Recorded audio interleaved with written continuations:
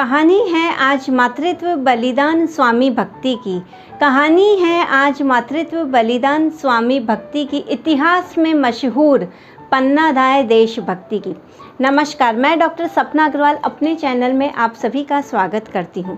आज मैं आप सभी को पन्नाधाय के बारे में बताने जा रही हूं, जिसे आप अपने साथ साथ अपने बच्चों को भी अवश्य दिखाएं और सुनाएं, क्योंकि पन्नाधाय ने स्वामी भक्ति को सर्वोपरि रखते हुए अपने पुत्र चंदन का बलिदान तक कर दिया। मेवाड़ के इतिहास में जिस तरह रानी पद्मिनी के जौहर की अमर गाथाएं और भगवान कृष्ण के लिए मीराबाई के भक्तिपूर्ण गीत गूंजते हैं, उसी तरह स्वामी भक्ति के लिए पन्नाधाय की कहानी भी अपना एक अलग ही स्थान रखती है, जिसने साहस व त्याग का नया अध्याय आरंभ करा। पन्नाधाय चित्तौड़ के कुंभा महल में रहती थी। तब महाराणा सांगा, जिन्हें महाराणा संग्राम सिंह भी कहा जाता है, उनका राज था। उनकी पत्नी का नाम महारानी कर्णावती था।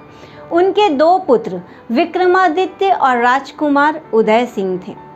जब उदय सिंह का जन्म हुआ, उसके कुछ समय पश्चात ही महाराणा सांगा की मृत्यु हो गई, जिसके कारण महारानी का स्वास्थ्य बिगड़ने लगा।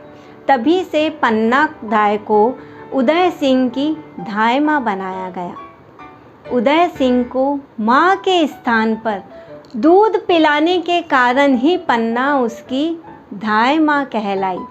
पन्नाधाय का पुत्र चंदन और उदय सिंह साथ साथ बड़े हो रहे थे। माता पन्ना उदय सिंह को भी अपने पुत्र की तरह ही पालती थी।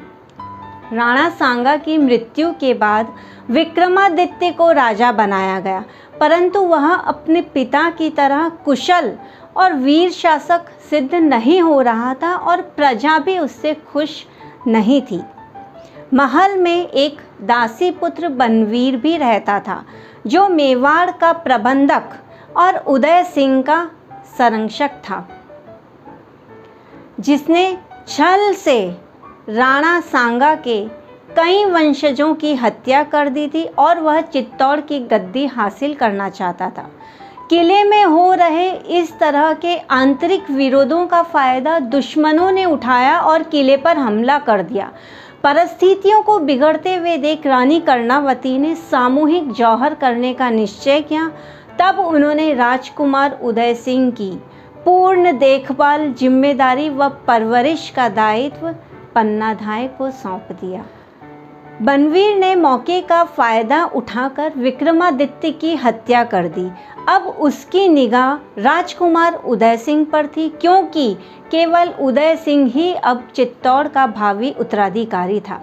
जब वह विक्रमादित्य को मारकर उदय सिंह के महल की ओर जा रहा था, तब एक विश्वस्त सेवक द्वारा पन्ना को पहले से ही सूचना प्राप्त हो गई थी।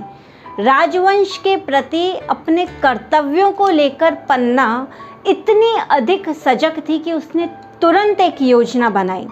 उसने उदय सिंह को एक बांस की टोकरी में सुलाकर और जूठी पत्तलों से ढककर एक विश्वास पात्र सेवक के हाथों महल के बाहर भिजवा दिया और अपने पुत्र चंदन को उदय सिंह के राजसी वस्त्र व गहने पहनाकर पलंग पर सुला दिया। जब बनवीर हाथ में रक्त रंजित तलवार लिए उदय सिंह के कमरे में आया और पन्ना से उदय सिंह के बारे में पूछा, तो माता पन्ना ने पलंग की ओर इशारा कर दिया। बनवीर पर तो जैसे खून सवार था। उसने गहने और वस्त्र देखकर चंदन को उदय सिंह समझकर तलवार चला दी। इस दिल दहला देने वाले दृश्य को देख कर भी माता पन्ना के मुंह से न तो आह निकली और न एक आंसू निकला, क्योंकि यदि वे ऐसा करती तो बनवीर को शक हो जाता। यही उनके धैर्य की सबसे कठिन परीक्षा थी।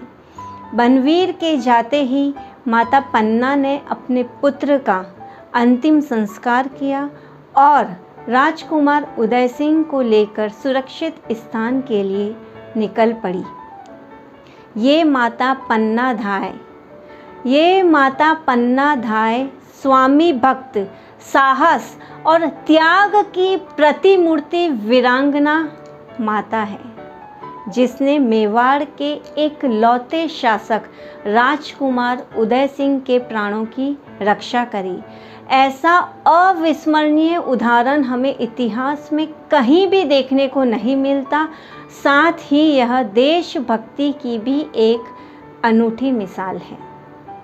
ये कहानी माता पन्ना धाय की बच्चों को अवश्य दिखाएं, आप भी देखें और आगे भी ऐसी कहानियाँ आप मेरे चैनल पर देखते रहिए। इसके लिए आप मेरे चैनल को सब्सक्राइब कीजिए। धन्यवाद।